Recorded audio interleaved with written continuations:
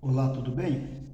Estamos estudando a carta de Paulo aos Coríntios nesses dias, então eu gostaria de compartilhar algo interessante com vocês dentro dessa carta.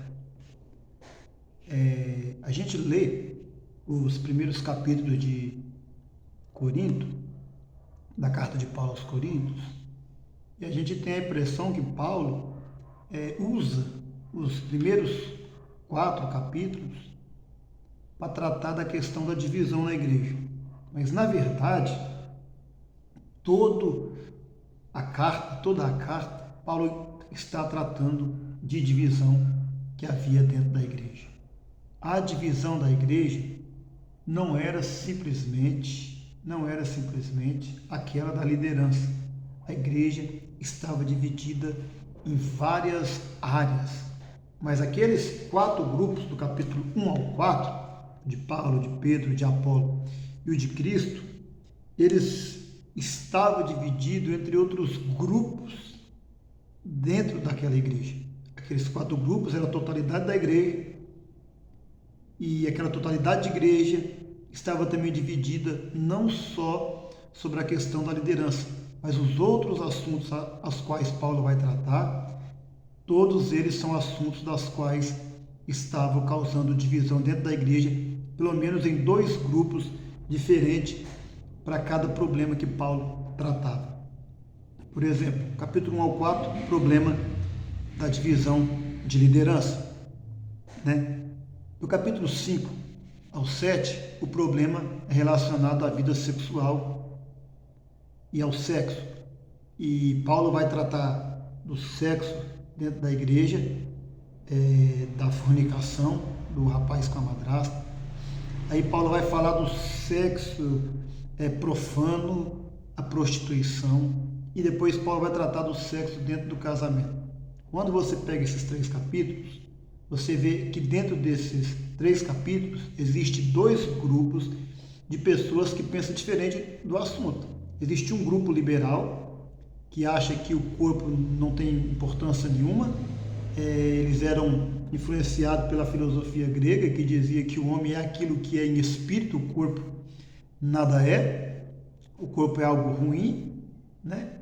E o cristianismo ele vem dando valor ao corpo. Paulo principalmente tem uma teologia do corpo muito forte.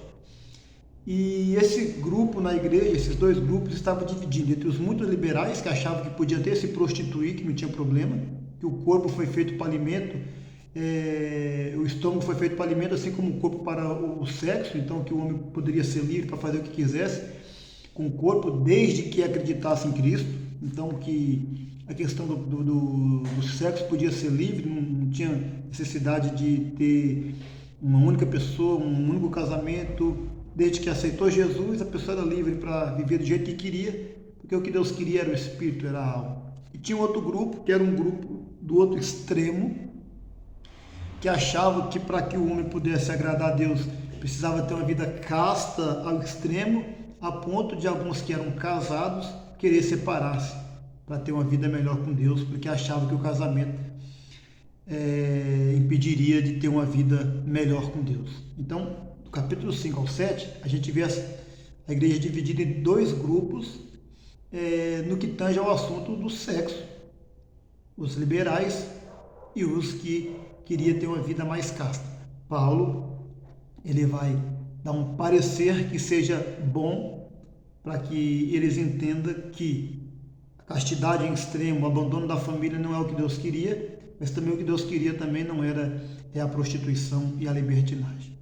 Do capítulo 8 ao capítulo 10, Paulo vai tratar de 2 grupos diferentes, que ele vai chamar de forte e fraco. O forte achava que podia ir no templo, comer carne sacrificada aos ídolos, porque o ídolo não era nada. Só que o fraco olhava para isso e ficava escandalizado. E Paulo vai dizer, ele pode até desviar por causa de você forte. Aí Paulo, para trazer um consenso, fala, olha, come o que vender no mercado sem perguntar nada, por causa da consciência, mesmo que seja sacrificado. Se vocês não sabem, coma, ore e coma, mas no templo vocês não comem. Evite de frequentar o templo, porque o que está por trás daquela idolatria é demônio. Lá é demônio. Na feira não, é apenas carne sacrificada a um ídolo que não existe, mas no templo, os demônios. Então, Paulo dá um parecer que seja bom e que ajude os dois grupos, os chamados fortes, que achavam que podia ter no templo pagão se alimentar, e os fracos, aqueles que não estavam nem querendo comer carne, com medo dela ser sacrificada a ídolos. Aí do capítulo 11, ele vai tratar já no começo na questão de homem e mulher. Ele fala que havia uma divisão ali, homem e mulher, onde as autoridades não estavam sendo reconhecidas como deveria, a autoridade do homem, e a mulher muitas vezes estava se portando, se sentindo livre em Cristo, até acima do cabeça do homem. Ele vai usar o véu para argumentar e explicar acerca dessa questão da liderança de homem e mulher e chegar no consenso entre os dois. Os dois foram feitos à imagem de Deus, os dois são importantes para Deus, mas a hierarquia foi criada por Deus, foi Deus que criou o cabeça, e a mulher é importante no papel que ela é importante, e o homem é importante no papel que ele é importante. Depois ele vai falar do versículo 17 ao 24, da divisão que havia, no capítulo 11 ainda, entre ricos e pobres. Os ricos se esbanjavam, se embebedavam na Santa Ceia, na festa do amor, e os pobres passavam necessidade, ou seja, os ricos não estavam nem aí para os pobres. A igreja era dividida entre os que tinham condição e os que não tinham condição. Paulo vai também tentar unir esses grupos e dizer: todos nós somos um em Cristo. Todos nós somos um em Cristo. Capítulo 12 ao 14, a igreja está dividida por causa dos dons. Aquele que tem um dom acha que é mais importante, deve ter mais primazia do que o que tem um outro dom. E Paulo vai tentar explicar que todos os dons são importantes, cada um tem a sua importância, Deus dá para cada um para que for útil, não para beneficiar a pessoa. O dom não é para beneficiar quem tem, mas para beneficiar a igreja, e que cada um naquilo que exerce é importante para Deus. E Paulo vai tentar chegar no consenso, acabar com essa divisão que havia por causa dos dons espirituais. E no capítulo 15 é uma palavra mais doutrinária acerca de ressurreição. No capítulo 16 também é uma palavra mais pastoral, vamos dizer assim. Porém, toda a carta do capítulo 1 ao capítulo 14, Paulo está tratando de problemas na igreja, de divisão da igreja. E em todos os problemas que Paulo trata, ele mostra que a igreja estava dividida sempre, pelo menos em dois grupos. Um que pensava de um jeito, outro que pensava do outro. Geralmente esses grupos era um que ia de um extremo ao outro. E Paulo, para não perder nenhum, tenta dar um conselho que seja favorável e que eles venham chegar no consenso, sem briga, em amor, e o nome do Senhor seja glorificado naquela igreja. Amém? Deus abençoe.